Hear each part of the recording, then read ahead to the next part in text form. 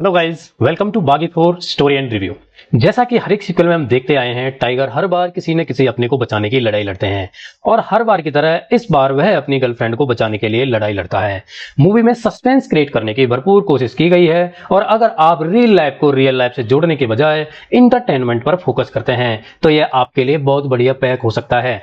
Tiger के action scene तो कमाल के हैं ही और शुरुआत होती है रणवीर प्रताप सिंह और रोनी से, जो एक कार में इंजर्ड होकर रेलवे ट्रैक पर खून में लथपथ हैं। ट्रेन आती है और अगला सीन शिफ्ट होता है हॉस्पिटल में। रोनी और टाइगर श्रॉफ के भाई का नाम है जीतू यानी श्रेयस तलपड़े, जहां डॉक्टर उसे बताता है कि वह कोमा में चला गया है और 7 महीने बाद उसे होश आता है। अब वह अपने फोन में अपनी गर्लफ्रेंड अलीसा की वीडियोज एंड फोटोज देखता रहता है, सिगरेट दारू पीता रहता है और बस मरा हुआ सा जी रहा है। आगे एक सीन में एक फनरल नीचे से जा रही होती है और रोनी पता नहीं क्यों वहां जाके मारपीट करने लगता है। यहां थोड़ा अजीब सा लगता है कि वह ऐसा क्यों कर रहा है, तो अगले सीन में समझ में आता है जब जीतू उसे डॉक्टर के पास ले जाता है और वहां दिखाता है कि उसे हैल्यूसिनेशन यानी भ्रम हो जाता है, जो चीज है ही नहीं वह उसे दिखाई देती है। और कल की वीडियो दिखाता है कि वह कैसे अपने भ्रम में अकेला ही लड़ रहा था। जो फनरल की लड़ाई हमें दिखाई गई है वो एक्चुअल में उसका भ्रम था और उसे कहीं चोट भी नहीं लगी थी। तब हमें समझ में आता है कि यह सब वह अपने भ्रम में ही कर रहा है, लेकिन इसका खुलासा मूवी में असल में तो आगे जाके होता है। डॉक्टर जीतू को बोलता है कि उसके साथ कोई ट्रेजेडी तो नहीं हुई है, कोई लव स्टोरी तो नहीं है जिसका असर इसके दिमाग में हो। तो जीतू उसे बताता है कि एक्सीडेंट के बाद वो अलीशा नाम की लड़की का नाम लेता रहता है, जबकि वह उससे तो कभी मिला नहीं है, ना ही उसकी कोई पहचान मिली है। तो ऑडियंस के लिए यह थोड़ा सा इंटरेस्ट बन जाता है कि अब यह अलीशा है कौन। आगे के सीन में ओलिविया नाम की लड़की, जिसका किरदार सोनम बाजवा निभा रही हैं, जीतू के कहने से उसका दिमाग शांत और दिल बहलाने के लिए आती हैं, जिसे वह अलीसा के बारे में बताता है और कुछ लम्हे हमें रोनी और अलीसा के दिखाए जाते हैं। और बहुत जल्द ही ओलिविया की लव फीलिंग्स रोनी के लिए दिखाई जाती हैं। या कुछ ज्यादा ही जल्दबाजी दिखाई गई है, शायद मेकर्स एक ही पैकेट में भरपूर मसाला देना चाहते हैं। आगे अब रोनी के रूम में जहां रोनी और अलीसा की पिक्चर थी, जो ऑडियंस के लिए रोनी का वहम था, वहां अब जीतू की पिक्चर देखकर रोनी अपना फोन चेक करता है और देखता है कि उसमें अलीसा के सारे फोटो और वीडियोस गायब हैं। तो अब वह जीतू को मारने के लिए दौड़ता है कि उसने ऐसा क्यों किया और घर आकर दोनों में बहस होती है। तो जीतू उसे समझाता है कि हमेशा से इस तस्वीर में मैं और तुम ही हैं, यहाँ कोई अलीसा नाम की लड़की नहीं है, यह उसका वहम है। तभी जीतू को बचाने के लिए आंटी पुलिस बुला लेती है। यह वही आंटी है जहां जीतू अभी काम कर रहा था। अब वहां आता है इंस्पेक्टर कूते, जो बागी 3 का ही किरदार था। यहाँ एक बात समझ नहीं आती है मुझे, क्या उन्हें कुत्ते की जगह कोई और किरदार नहीं मिला? जब रोनी का भाई बदल दिया, हर बार गर्लफ्रेंड बदल जाती है, तो टाइगर का नाम रोनी और इस इंस्पेक्टर कूते को लेकर पीछे वाली मूवी से रिलेट करने की क्या ही जरूरत है? यह बात थोड़ी हजम नहीं होती है। Now come back to main story. यहाँ कूते और रोनी की झड़प होती है और एसीपी तभी वहां पहुंच जाता है। रोनी उसका भी कॉलर पकड़ लेता है, मगर एसीपी उसे टॉर्चर नहीं करता है, नहीं तो वही डायलॉग टाइगर को यहाँ बोलना पड़ जाता, जो ये तुम्हारा टॉर्चर है ना, ये मेरा वार्म अप है। तो जीतू को रिक्वेस्ट करने से एसीपी मान लेता है और रोनी का भ्रम दूर करने के लिए उसकी बताई हर जगह जाता है। एक्सीडेंटल कार के सीसीटीवी चेक कराता है, उसके साथ उसमें कोई लड़की नहीं दिखती है। एम्बुलेंस ड्राइवर जिसने उसे हॉस्पिटल पहुंचाया था वह भी बोलता है कि वह कार में अकेला था, कोई लड़की नहीं थी। वह उस घर जो अब खंडर जैसा था, जिसे वह अलीसा का घर बताता है, वहां भी कुछ नहीं मिलता है। और फाइनली उसकी ग्रेव पर उसे ले जाता है और वहां दिखाया जाता है कि यह ग्रेव तो किसी ओल्ड लेडी मार्गरीटा की है। और वहां एक चर्च की मदर पुलिस को बताती है कि वह यहाँ रोज आता है और इस ग्रेव पर आके रोता है। मैं समझती थी कि यह उसकी माँ है। और आगे का सीन फ्लैशबैक में चला जाता है, या आप कह सकते हैं कि हाल्यूसिनेशन में चला जाता है, जहां रोनी और अलीसा की पहली मुलाकात से लेकर उनकी लव स्टोरी दिखाई जाती है। रोनी जो एक नेवी ऑफिसर के किरदार में है, वह एक गंजेडी चोर का पीछे करते करते आता है, जिससे टकराने से अलीसा का फोन टूटकर गिर जाता है। और पहली मुलाकात में ही मोहब्बत के लट्टू जलने या फूल खिलने वाला सीन है। अलीसा पेशे से डॉक्टर है, उसकी बहन कैथरीन है और फैमिली के कुछ बच्चे हैं। और जब रॉकी अलीसा के साथ कुछ वक्त शेयर करके वापस ड्यूटी जा रहा है, तो अलीसा उसे गुड बाय बोलने आती है, लेकिन साथ ही ऑफिसर जब उसे पूछता है कि जीतू नहीं आया, तो रोनी बोलता है अलीसा आई है और दिखाया जाता है कि वहां कोई नहीं है। तो ऑडियंस को भ्रम पैदा हो गया है कि ये क्या है, लेकिन रोनी अभी यह मानने को तैयार ही नहीं है। तभी उसे अलीसा की बड़ी बहन कैथरीन दिखाई देती है, जो एक शमशान घाट में जाती है। रोनी उसके पीछे भागता है और उसे अलीसा के बारे में पूछता है, तो वह बोलती है वह तो प्रियंका है, वह किसी कैथरीन और अलीसा को नहीं जानती है। एसीपी उसे बोलता है चल बहुत हुआ तेरा ड्रामा, और फिर से एसीपी का कॉलर रोनी के हाथ में और रोनी जेल में।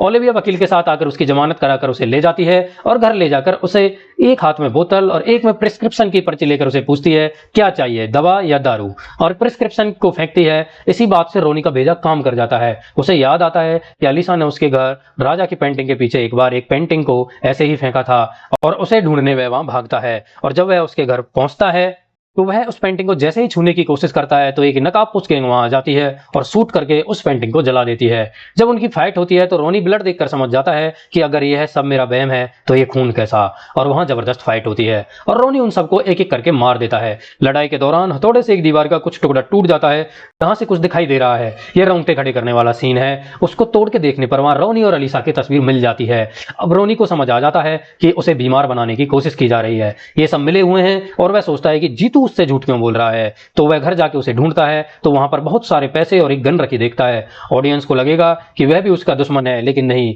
जब रोनी उसकी लोकेशन ट्रेस करके चंद्रा हिल्स में पहुंचता है तो जीतू पेड़ पर लटका हुआ है। रोनी उसे बचाने की बहुत कोशिश करता है, लेकिन पॉलो, जो बहुत खतरनाक दिखाई दे रहा है, जीतू को मारकर और रोनी को यह कहकर छोड़कर चला जाता है कि अब उसे मारने का आदेश नहीं है।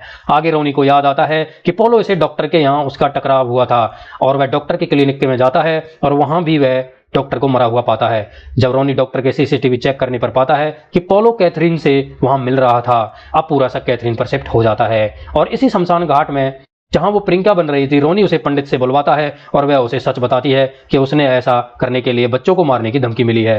तभी वहां पोलो पहुंच जाता है और कैथरीन को मारने की पूरी कोशिश करता है, लेकिन रोनी जबरदस्त फाइट करके उसे बचा लेता है। लेकिन पोलो वहां से बच निकलता है और पोलो का फोन वहां गिर जाता है। तो बिना किसी पैटर्न, फिंगरप्रिंट और फेस लॉक के फोन को वह ओलिविया की कॉल रिकॉर्ड उसके फोन में देखता है और सारा शक ओलिविया की तरफ शिफ्ट हो जाता है। रोनी ओलिविया के पास पहुंचता है, वह उससे प्यार करने लगी थी। तभी वहां उन पर अटैक हो जाता है और ओलिविया रोनी के साथ मिलकर उनसे निपटते हैं, मगर रोनी पर एक बंदा शूट करता है और ओलिविया उसके आगे आ जाती है और मरते मरते रोनी को यह बता देती है कि अलीसा जिंदा है। और अगले ही सीन में अलीसा, चाको जिसका किरदार संजय दत्त निभा रहे हैं, उसके साथ रोमांटिक गाने में एंजॉय करती दिखती है और पूरा शक अलीसा की तरफ शिफ्ट हो जाता है। लेकिन अगले ही सीन में दिखाया जाता है वह अलीसा नहीं, अवंतिका है, जो चाको की गर्लफ्रेंड है और आपस में दोनों एक दूसरे से बहुत प्यार करते हैं और अंतिम सांस तक प्यार करने की कसम खाते हैं। लेकिन उनकी शादी के दिन उन पर हमला होता है और अवंतिका, जो चाको से भी ज्यादा खूंखार है, वहां खून की होली खेलते हैं। लेकिन इस लड़ाई में अवंतिका को गोली लग जाती है और वह वहां मर जाती है। चाको गॉड के सामने रिक्वेस्ट करता है और फिर धमकी देता है कि अगर उसने अवंतिका उसे नहीं लौटाई तो वह उसकी दुनिया को तबाह कर देगा। यह एक वाहियात सीन है जिससे मांग रहा है, जो देने लेने वाला है, जो मारने और जीवन देने वाला है, तुम उसी को धमकी दे रहे हो। But nothing come back to main story. जैसे ही चाको चर्च से निकलता है तो वह वहां अलीसा को रोनी के साथ देखता है और सारी कहानी यहां से शुरू हुई थी। चाको यह सब अवंतिका को पाने के लिए कर रहा था, मगर यहां मजा कम रह गया। आप ही मुझे बताओ, जो रोनी 7 महीने कोमा में रहा हो, उसे जिंदा क्यों रहने दिया? बार बार मौका होते हुए भी उसे मारा नहीं गया। उसके फोन में अलीसा का फोटो और वीडियो थे, फिर भी फोन उसके पास क्यों रहने दिया? और ट्रक से एक्सीडेंट के बाद जलती और टूटी कार रेलवे ट्रैक पर कैसे पहुंची? बट क्या करना है, एंटरटेनमेंट होना चाहिए। Now come back to main story. Chacko accident के बाद अलीसा को कार से निकालकर अपने पास ले जाता है और सारी बात उसे बताता है कि वह उसके तन से नहीं बल्कि उसके उस चेहरे से प्यार करता है। उससे शादी करना चाहता है, लेकिन वह तो रोनी से प्यार करती थी। और चाको अलीसा के साथ एक शर्त रखता है, अगर रोनी उसे भूल जाता है तो उसको चाको से शादी करनी पड़ेगी। इस शर्त के चक्कर में रोनी को जिंदा रखना या भ्रम पैदा करने का नाटक रचा गया है। आगे रोनी को पोलो पुलिस स्टेशन से प्लानिंग के हिसाब से अपने साथ ले जाता है और पालो के कहने से अलीसा को बोल देता है कि वह ओलिविया से रिलेशन में है। वह सच में उसके प्यार में था। तो अलीसा शर्त के अनुसार चाको से शादी करने को राजी हो जाती है। यह भी अलीसा और रोनी का प्लान है और पालो रोनी को मारने का आदेश देकर चला जाता है। उसको टॉर्चर किया जाता है और जब जब रोनी को टॉर्चर किया जाता है या किया जाएगा तो एक ही डायलॉग तो पेटेंट है, यह तुम्हारा जो टॉर्चर है ना, यह मेरा वार्म अप है। फिर आगे एनिमल मूवी की तरह खून खराबा, काट मार देखने को मिलती है। चर्च में चाको और अलीसा शादी कर रहे होते हैं। रोनी वहां पहुंचने की कोशिश करता है, लेकिन रास्ते में आता है पालो। लेकिन इस बार रोनी अपने भाई का बदला उससे ले लेता है, वह भी उसे फांसी पर लटकाकर मार देता है। मुश्किल से 5-7 पंच सीन यहाँ पर हैं जो थोड़ा कम सा लगता है। जो इतना खूंखार और ताकतवर दिखाई दे रहा था पालो, उसको रोनी आसानी से मार देता है। रोनी चर्च में पहुंचकर चाको की शादी फिर रुकवा देता है और एनिमल के बॉबी देओल और रणवीर कपूर की तरह यहाँ पर संजय दत्त और टाइगर की फाइट देखने को मिलती है। बैकग्राउंड में एक एनिमल की तरह ही म्यूजिक प्ले होता रहता है और फाइनली जिस गॉड को चाको शैतान धमकी देकर गया था वो ही उसकी जान ले लेता है। और रोनी अलीसा के साथ चाको और अवंतिका की ग्रेव पर फूल चढ़ाकर सच्चे प्यार करने वालों को श्रद्धांजलि दे देते हैं और इसी के साथ हैप्पी एंडिंग। वीडियो पसंद आई हो तो लाइक और शेयर जरूर करें और वीडियो देखने के लिए चैनल को विजिट सब्सक्राइब करें। Thank you.